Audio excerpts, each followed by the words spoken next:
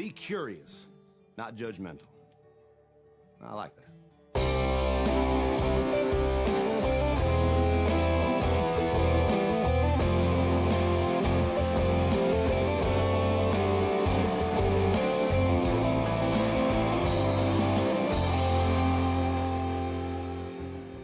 What is up, everybody? Welcome to the second episode of Believing, a Ted Lasso rewatch. I'm your host, Eric, and sitting across from me is my co-host. Gavin. Not really sitting across from me, but you are sitting. The man who fell out of the lucky tree, hit every branch on the way down, and ended up on this podcast in a pile of Sour Patch Kids. Gavin, how are we doing today, man? It's funny. I actually just bought some Sour Patch Kids the other day, and it's the first time in forever. Well, no, they got their new Sour Patch creams that I bought. That are very, very good. Or Sour Patch Chews. I don't know. Whatever. Not a free. No free sponsorship with them, but doing well today and ready to jump into these episodes we have. And I love the intro there with falling into a pool of Sour Patch Kids, because man, that'd be great. It would be. So I hope you enjoy those intros, because I'm going to have a special one for you every episode. Okay, I'm here for it. Because last time it was the beard to my Ted, or was it the Roy to my Jamie, or whatever it was I said. But so we'll do something different every time. I'll take more of a Ted beard than Roy Jamie, because we've never really hated each other. So it depends on what's happening in our games of Ride and Rooks. Well, in this episode, we're talking about podcasting. Not a game, podcasting. Not the game that I love, but podcasting. We will be discussing Ted Lasso Season 1, Episodes 4, 5, and 6. Spoiler warning for those who haven't watched. What are you waiting for? Go get your free Apple TV trial and start watching. You will not be disappointed. In our last episode, we discussed Ted's arrival to Richmond, introductions to Rebecca and her plot against her ex-husband, and Roy and Jamie's adversarial relationship. If the first 3 episodes were about introducing Ted's weird charm, episodes 4 through 6 are where the show actually finds its beating heart, and it punches us right in the emotional gut. Yes. And that brings us to this episode's big idea. The theme of this episode is vulnerability. Let's go in. We're going to start with talking about episode 4, For the Children. For the Children. It is the annual charity gala. Rebecca hosting the Richmond annual charity gala. We get introduced to Mr. Rupert Mannion and his toxic Wait Good Higgins impression there. And of course, the birth of one of television's best friendships. We're talking about Roy and Jamie. The big moments from this episode, the Keeley and Rebecca era begin. Yes. Let's talk about that relationship in general. What do you think when you think of Keeley and Rebecca, like especially the origins here? I kind of look at it where it's almost like Rebecca sees Keeley as her younger self. Mm-hmm. And that moment in the bathroom, in the first 3 episodes, they've had some run-ins, they've had some little conversations and things. And here in For the Children, we see where they're in the bathroom and she's like, "Can I have a sip of your drink?" And then Rebecca just, "Hey, Keeley, just so you know, that girl who was bidding on Jamie, that was his real +1. Mm-hmm. And where probably she wishes somebody had been that honest with her about Rupert all those years. She's not going to sit idly by while that happens to someone else. Yes. And she doesn't tell her what to do or how to respond, but she just gives her that information and lets her move on with it. And Keeley essentially makes the choice to move on now, as opposed to sitting for, as Rebecca had mentioned, 12 years of that? Mm-hmm. Instead of sitting for 12 years as Jamie's side puppet while he's off with every other girl on the market. she goes ahead and makes that decision that probably Rebecca wishes she had made years prior. Yes. And before that scene, you see Keely already trying to pierce that armor, similar to the way Ted does, but Keely hyping up Rebecca during the photo shoot. Giving her some advice, like, remember, one step forward, put your hand on your hip, make it a claw shape. That's going to show your best side. And then going behind the photographers, oi, she's effing fit. And just making Rebecca like completely like just break down a little bit in terms of her insecurities and just genuinely smiling for one of the first times you see in the series. I love this relationship that they have. I love the start of it here. I do see the similarities and that you mentioned where Rebecca sees herself in Keely, and Keely just ambitious and headstrong, and then just sees the blind spots that she missed and is like, I'm going to do something about it. The girl that Jamie brought, that was Bex, wasn't it? That was Bex, because That's our introduction to Bex through, Rebecca 2.0, so to speak. And she meets Rupert on this night. So Jamie Tart, in a weird way, in his own toxic way, brings Rupert his next wife, which is, I don't know what it is, but it is something. Speaking of Rupert, we are introduced to him, and Anthony Head, he plays the ultimate wolf in sheep's clothing. Like, he shows up, R.I.P. Anthony Head passed away a couple of months ago recently. So sad we won't get to see him in the revival, although his story was pretty much complete at the end of season 3. But he shows up unexpectedly, tries to hijack the night and humiliate Rebecca. Like, he just keeps wanting to do it over and over. And, he's so evil, but Ted might be the only other person who sees right through him from the get-go. Yeah. Calls him out, hey, if you're such good friends with Robbie Williams, who was the headliner for that gala and canceled, and you could call him and he'll show up anyway because you called him, you probably could have called him and told him not to come to begin with, and just sees right through his BS. And it's brilliant. And Rupert does not know how to really respond to that. He's like, well, that would make me a piece of crap, wouldn't it? Because he knows what he's doing. But Ted, the only other person there other than Rebecca who sees Rupert for what he really is. How do you feel about Rupert? Like, what are your thoughts on Rupert here? I love that he comes in the all white, which is not typically associated to the villain character. So he comes in all white and steals the show immediately. And he comes off as your typical narcissistic, like, gazillionaire that makes it all about himself, no matter how much he's hurt the people, but also the way that the people still love him, which, whatever, that says a lot about our culture in general, where, he's run around on his wife with however many women, and yet everybody still adores him. If you have enough money, you can make problems go away. Yep. And that's basically what he's done. And it's basically like he does it in such a way, like, yeah, great, you gave £1 million to surpass the goal, but you didn't do that out of the goodness of your heart. You didn't do that. Right. You did that more than anything to show up Rebecca, and to make her have to say thank you, and to make her have to praise you, and all these in things. public.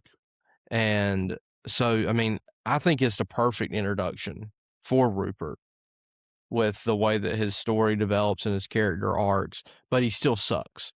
And to see that he goes again to Bex, to new Rebecca, in that moment, and how, he doesn't waste any time. He walks out in front of Rebecca with Bex, and that's the beginning of all of these, storylines that we're going to learn about Rupert and the way that he's going to act in the future for the show. But I think they set up his introduction perfect with how they, with what you get to know of him based on the news articles and the stories you've heard in the first 3 episodes. And now for the children, boom, here's Rupert. For the children.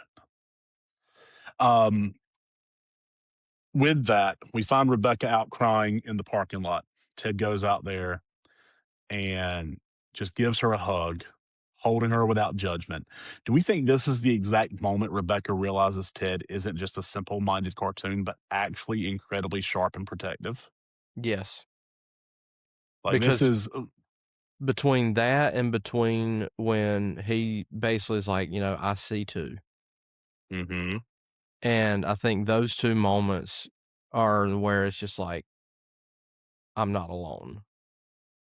Yeah. And then let's get to Roy and Jamie's truce, so to speak. Beginning of that episode starts with a locker room fight. Yeah, they're, Bam Adebayo and Basically, Tyler Herro right now. yeah. Call me old one more time. Grandad. All right. Granddad. And I mean, so Ted, we already said in our last episode, he's very like he picks up on things. This is not something that's obvious or like that's not like something he has to pick. It's very obvious to him that okay, these two have an issue. He also recognizes that if he's going to get through the team, it's got to be through Roy. Roy's the captain. Roy's the respected veteran. So he does what any good coach will do. He puts them at the same table with him. What was the phrase he used? What was the? Oh, he used a great reference. Whenever they found out they were sitting at the same table, and I can't Parent remember what trap it them? was. I parent trapped you. Yes, that's what Yeah. it was. I parent trapped y'all. Got to figure this out.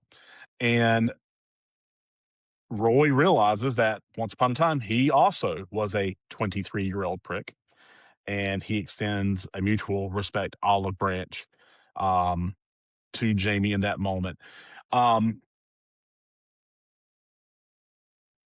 of the things I really like about Roy in this episode, um, he's coming to some realizations. He's seeing himself in other people, but he's also like when Nate comes up to him and wants to thank him for, telling Isaac and Colin to stop picking on him. And he's like, why are you so close to my face? And then I he's wanted to like, hug and you, but I Nate's like, wasn't well, scared. I was going to hug you, but then I chickened out at the last second. And then he hugs him anyway. And he holds on way too long. And Roy's like, all right, that's enough. But he, like, his, again, like Rebecca, her exterior is like, it's so slowly being chipped away because of all the pieces that Ted's putting in his way to kind of truly become the leader that he evolves into throughout the series. Um, and then with Jamie, it's taking a little longer, but how satisfying was Keeley breaking up with Jamie over his lack of accountability? That was great. Because too often, again, like somebody would stay in that. And Keeley kinda realizing like, "Hey, I need a little bit better." Like, that conversation we alluded to earlier with her and Rebecca in the bathroom, she's like, "Here I am, when I was 18, I was dating a 23-year-old footballer, and here I am almost 30 still dating 23-year-old footballers." Yeah. And realize like, having that moment of realization, like, I also maybe I need to grow up a little bit too, and the first step in doing that is I've got to get rid of this child. Yes. And last but not least, this is like an ongoing thing that maybe we'll do a standalone episode on this, but and this is just another example of Ted just recognizing someone for who they are. He one on the way there, he sees the musician out on the street Yeah. playing all the great music. He recognizes there needs to be entertainment, so calls Higgins over. Hey, forget about the rest. I need the best. I need you to come help me get this guy. And then Rebecca sees this guy and is like, okay, this does not look good for me. But the guy's super talented. Yeah. Like, he's able to play the drums, guitars, and sing and do all the stuff all at the same time, and puts on a pretty good show, pretty good performance. And but I just love the show's use of music, and how music is prominently displayed. If you go on Spotify, I know this is an Apple show, so maybe you should go on Apple too. I don't know if they have one, but if you go on Spotify, they have someone has put together a playlist of all the music featured in Ted Lasso, and there's so many good Yep. songs on there. But just I love their use of music throughout the series, and but this episode, watching the street musician go up on stage and just kill it, and once again, kind of as a analogy to Ted, someone who you don't think is going to give you a lot, and he, Deliver. like he says in episode 8, with the in the dart scene, people have estimated me my entire life. This is just another example of being curious, not judgmental. This guy, Rebecca judged him immediately and was like, "Oh my goodness," and Ted's like, "Nope, I know this guy. I don't know this guy, but I'm curious enough to see what he can bring to the table here," and it worked out really, really well. Yeah. Well, and Ted realizes too, like, this is better than nothing. Yep.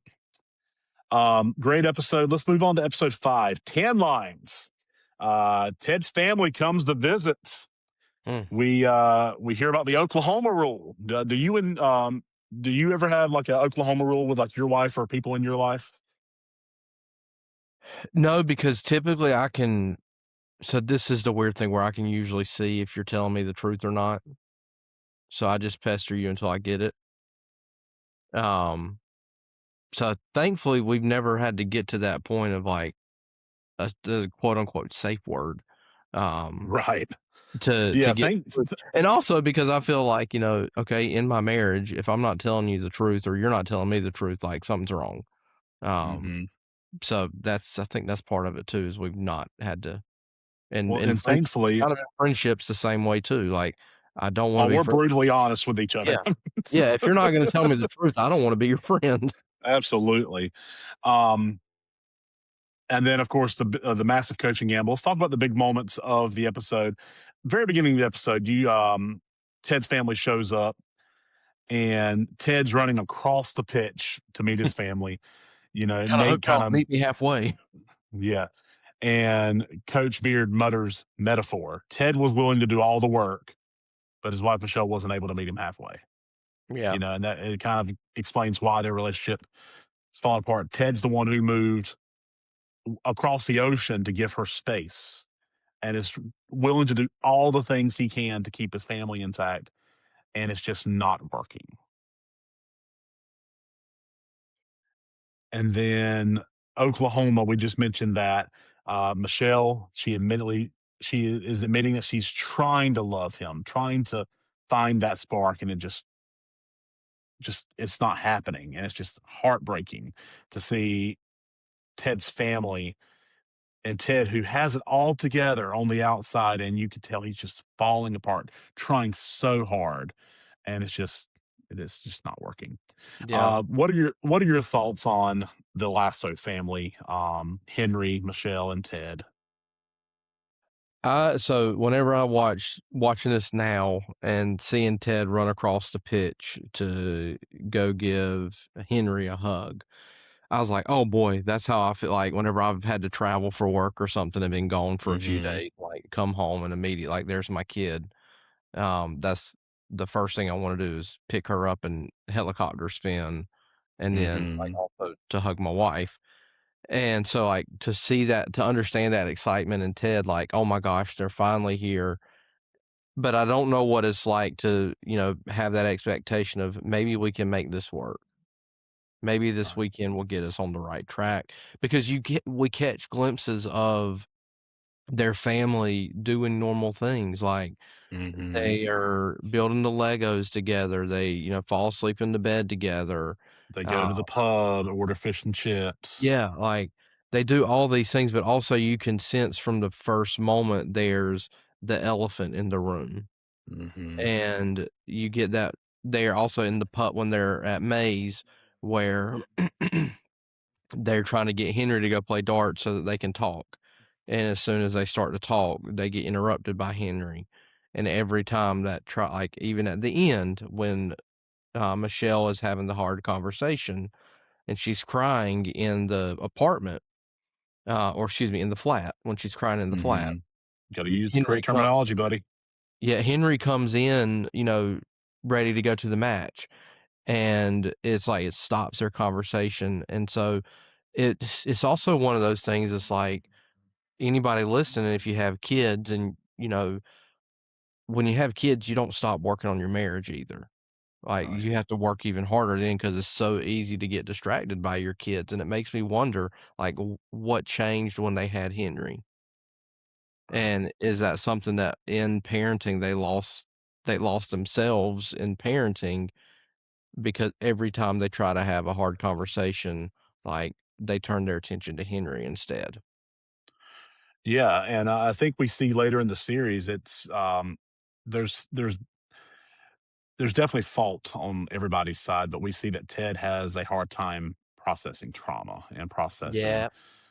and so whenever things are getting hard, he's usually he drowns it in unrelenting optimism, Mhm. and and in a sense, and he even says in the episode, "I've never quit anything in my life." Like, he refuses to quit anything, and that again goes back to the circumstances with his father, committing suicide. He's Ted sees that as a quit, and we'll Because talk that's about what he that tells more. Dr. Sharon. Yeah, and he doesn't want to quit on his marriage. He doesn't want to quit on his family, and so he's in a sense he's lying to himself and lying to himself about the reality of the situation, and by refusing to see it for what it actually is. Yeah. um Ted one thing won't about Ted wants the optimism. He deflects with the optimism, and Michelle deflects with space. Yes.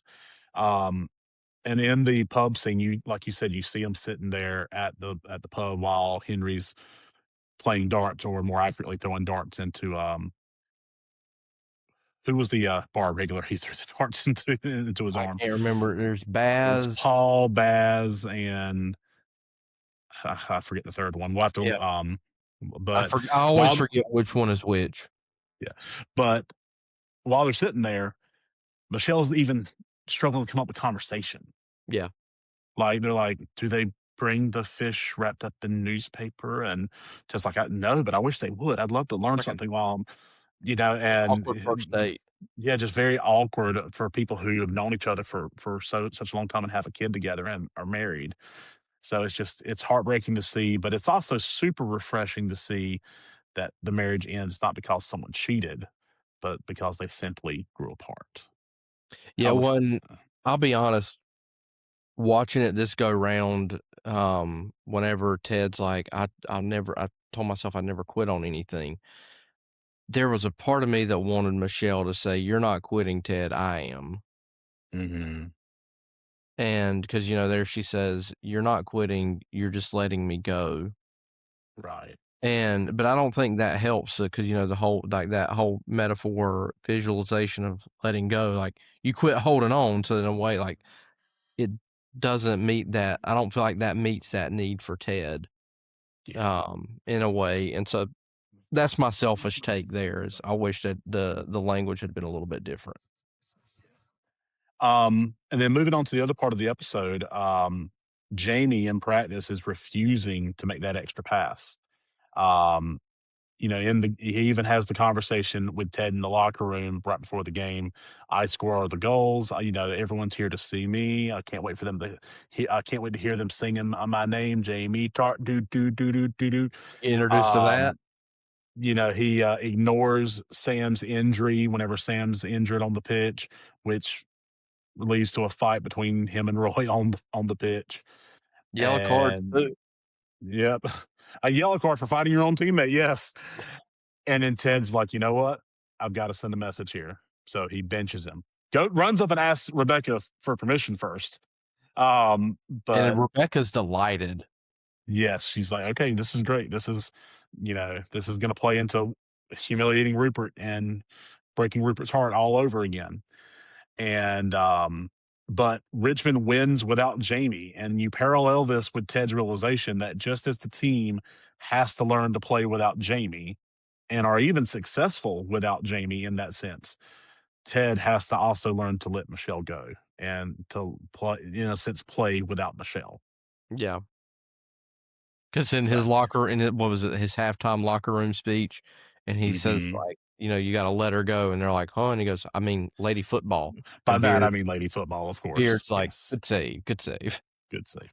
But in that locker room scene there too, is one of those things like we see from the very beginning, like when it comes to their journey in the EPL, Ted is not the X's and O's guy. He's the culture setter. And it's really on display in this episode where he gives the locker room speech. He's made the move about Jamie and all these things.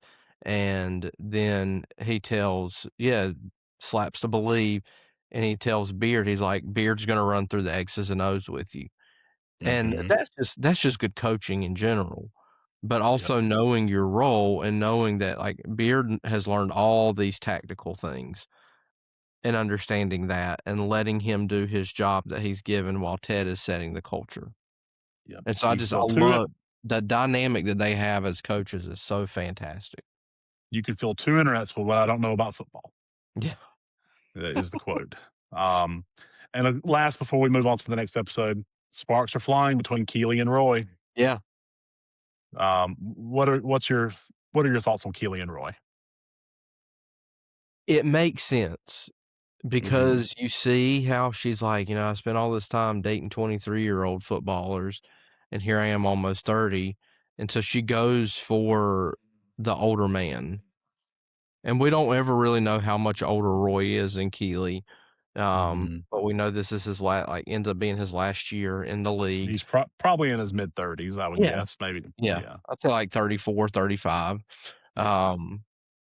And so, but you see like she sees the changes in Roy where he just says straight up what he actually means. Like at that scene in the bar and for the children when he's like, hey, I didn't appreciate it when you used me for one of your games. And you can tell in that moment, she's like, a man who is emotional. Says what he means. And I think about that moment crossing shows in The Office where Kelly Kapoor and Daryl are dating and she's like, it's between me or your daughter. And he's like, my daughter. And then he's like, I'm going to need you to tone that crazy down just a little bit. And she's like, who says what they're thinking? Who says exactly what's on their mind? But like, that's Roy in that moment. He is saying exactly what's on his mind and not leaving anything up for interpretation. And probably before, he might not have been able to do that. Right. Like he would have just bottled that up and been, but instead he's like, I don't appreciate what you're doing here. Yes. And that kind of sparked some of those moments. Nice. Let's move on to episode 6. 2 aces. Danny Rojas. Like 7 of clubs. Yes. Danny Rojas explodes onto the scene. Football is life. His joy is the perfect foil to Jamie's toxic attitude. Jamie's not practicing or doesn't want to practice, or he gets sent out with the second teamers to start with. And then here comes Danny Rojas, Danny Rojas. And he's out there and he's good. He's super talented. And then post practice, this is just Danny's personality. Jamie's hitting soccer balls at the crossbar, and Danny's like, you did that on purpose, no? He's like, oh, now it's 1-1, and he has like this little competition and starts to break Jamie down just a little bit, gets him into the competitive mindset. But yeah, love Danny Rojas. The best. Yeah. What are your thoughts on Mr. Rojas here? Love Danny Rojas. I think at first, watching this, it's just like, why does a guy running around saying his name all the time? But at the same time, just that joy and that excitement of football is life. And so to see him come in with that breath of fresh air and like he's a stud. And I also think it's cool, like knowing, I can't remember the actor's name. What's his name? Cristo Fernandez. Like he played for a long time growing up. and had chances to play some like lower league professional, and then just here recently got into his first professional match. Yeah. And so like he's actually a very talented soccer player, or excuse football player. Football player, get it right. And so, but to see Danny come on the scene and just be excited to be there in the midst of a dreadful season. I mean, Jamie even, what was it, whenever, right before he's talking to Henry in episode 5, when he's like, they're here to see me. This team is dreadful. They're here to see me. Well, now people are going to be there to see Danny Rojas as well. Yes. And so Well, it's a then you breath see of fresh the air. parallels there too, where in the previous episode, Jamie, even when he scores that goal, he's like, me, and he's saying his name in such a arrogant, self-centered way. And then you see Danny Rojas just saying his name over and over, but it's not in an arrogant, Yeah. selfish way. It's in a joyful, like I get to play, yay! Football is life, and it's just complete mirror opposites. Yeah. In the span of 2 episodes, that leads to Jamie, like you said, realizing, wait, I've got competition, and I'm playing with the second teamers. I'm just gonna, I'm injured, coach. I can't practice. We're just talking about practice, coach. Practice? You mean practice? And when we see Ted Dang. doing The game we we're talking later. about practice. Shout out to good old Allen Iverson there. Yeah. And What then year shortly was after that? Allen Iverson, that rant would have been like in 2002, I think, Yeah. or 2001, 2002. And it's really kind of stood the test of time. I mean, But that's also one of those moments you see where Ted throws in so many like iconic American sports moments that the team they go right over the team's head because they don't get the references. And, as the fans of the show, we're watching and we're like, oh, Allen Iverson. Even when Ted references the New York Jets later in the series. And so like, but it's one of those fun moments where Ted's able to go on that rant because of the cultural differences and yes. have his Allen Iverson moment. I love the lore of the treatment room, the curse Yeah. of the treatment room, and the World War I history.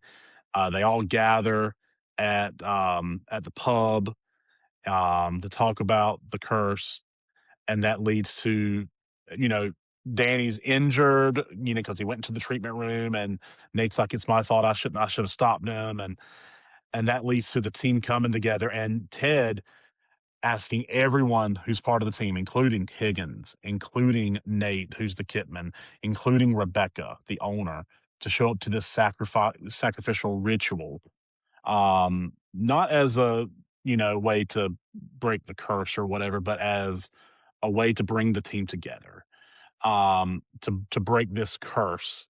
And we see Jamie be vulnerable for the first time. So Yeah. we're seeing, again, the theme of these group of episodes to me is vulnerability.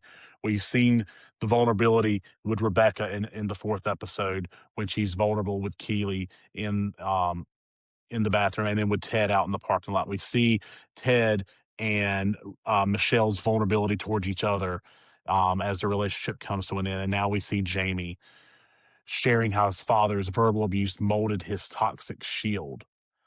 And it's so good to see. What were your favorite parts of that ritual that they did? I think one of my favorite pieces is going back pre-ritual where Sam goes to see Rebecca and invite her. Mm-hmm.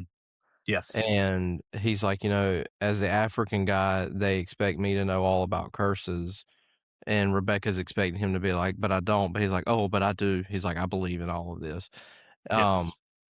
So like in a sense, because there is such a cultural diversity in that locker room, there is a lot of experience with like cultures that have like lean heavy into curse lore and things like that. And so to bring that together too, because yes, it's a way to bring the players together more than anything, but also like these guys who have experience in this in their lives can kind of lead the ship as well. And so, but I really love, it makes me sad about Roy. Like, oh gosh, I always get sad when he explains that blanket. Because like, yeah, these football academies, they do get kids at a really young age. And so for me, like that makes me a little bit sad that he gets rid of that, but also understanding like his time as a footballer is coming to an end and he's getting rid of it. And then Colin throwing in the keys to his The Lamborghini. keys, How yes. are you gonna get home, mate? Yes. One thing I forgot to mention in the last episode was kind of the pre version of the Diamond Dogs coming together. Yeah, yep.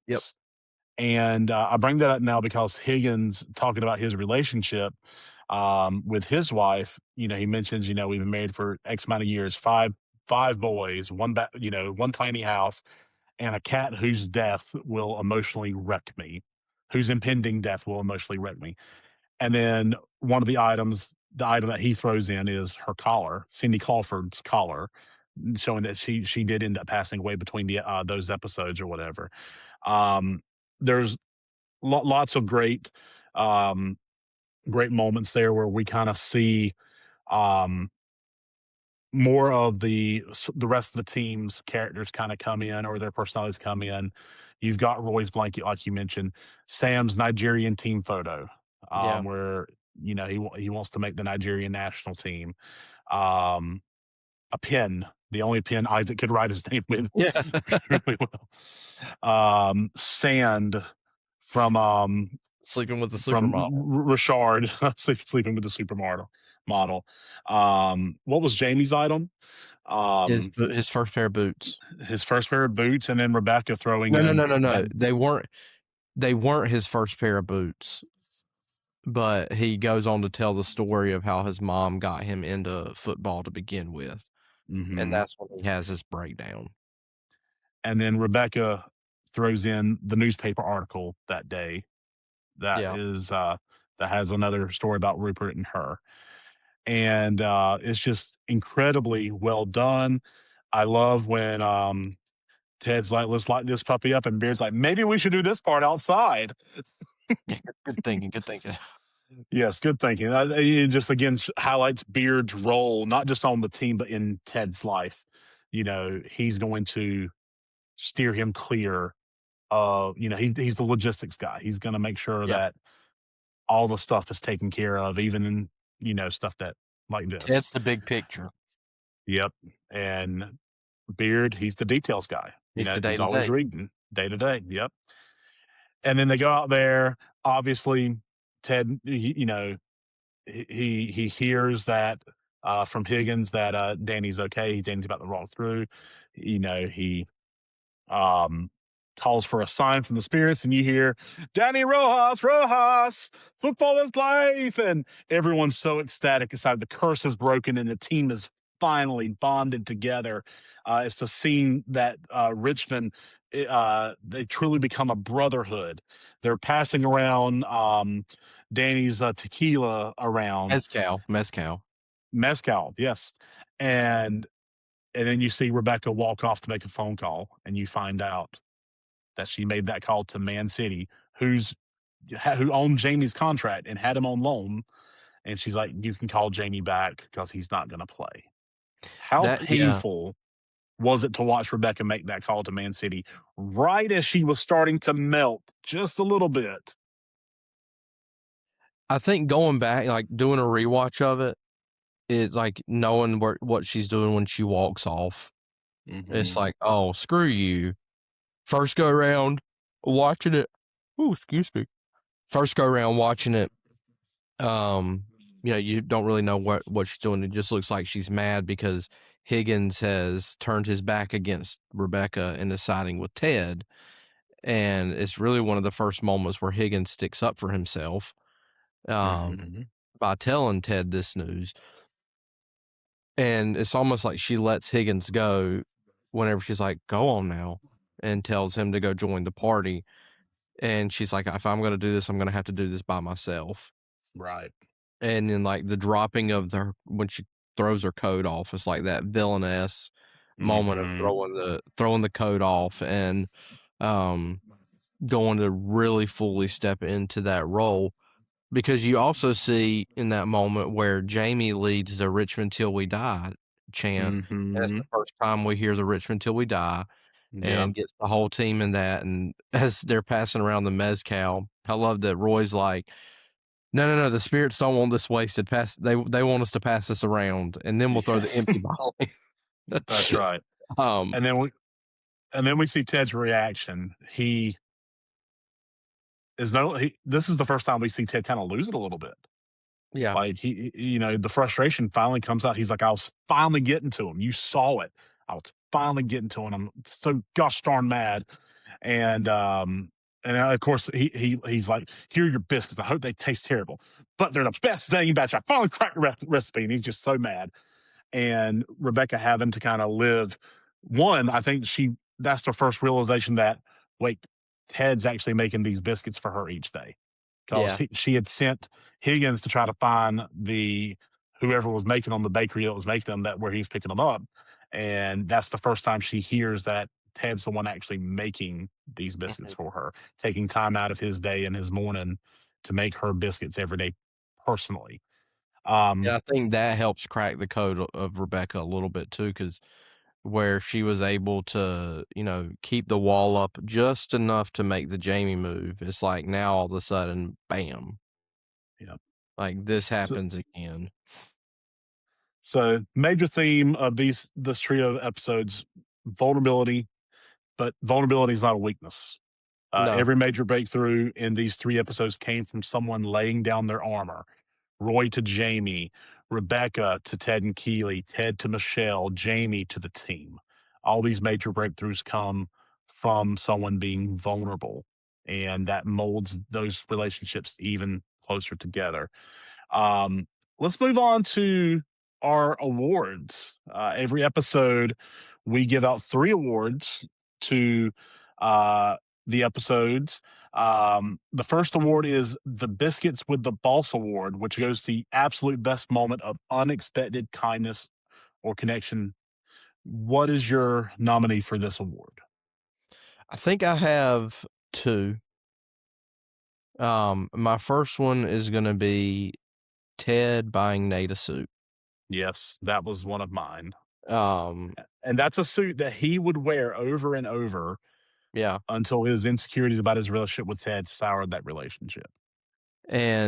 But just that moment of like, hey man, like, because I've been one to wear a jacket that was way too big. Like when I was a teenager and in my early 20s, like not knowing how you're supposed to buy these things, but knowing I've got to dress up for an event and JCPenney's or Belk's is the closest thing nearby. So let me go buy the first one that fits. And so to see Ted do that for him, but I think my favorite moment, and what does this give me back-to-back episodes of giving my award to Roy, where Roy tells Sam to stay down on the pitch. And as he's over top of him, he's like, hey, tells him the piece, like, stay down. This is exactly what you're going to do. Let them chant your name. You're going to limp off and you're going to clap and you're going to you're going to tell them everything's okay. So that moment where Roy passes his wisdom down to Sam, I think was beautiful. I agree 100%. I also had 2. One you just mentioned was Ted buying Nate a suit. But the other one's also Nate centered. It's a very small detail, and I don't think I've called it on a lot of rewatches, but I definitely called it the last time I rewatched this episode. In episode 5, when Ted is giving the speech, Isaac clears off and slides over and gives a little bit of space for Nate to sit down. Yeah. And knowing that in the previous episodes, Isaac was one of the tormentors of Nate. But now Isaac has, without even saying a word, made space for Nate to fit in. Yeah. So to me, that was one of the best moments of unexpected kindness.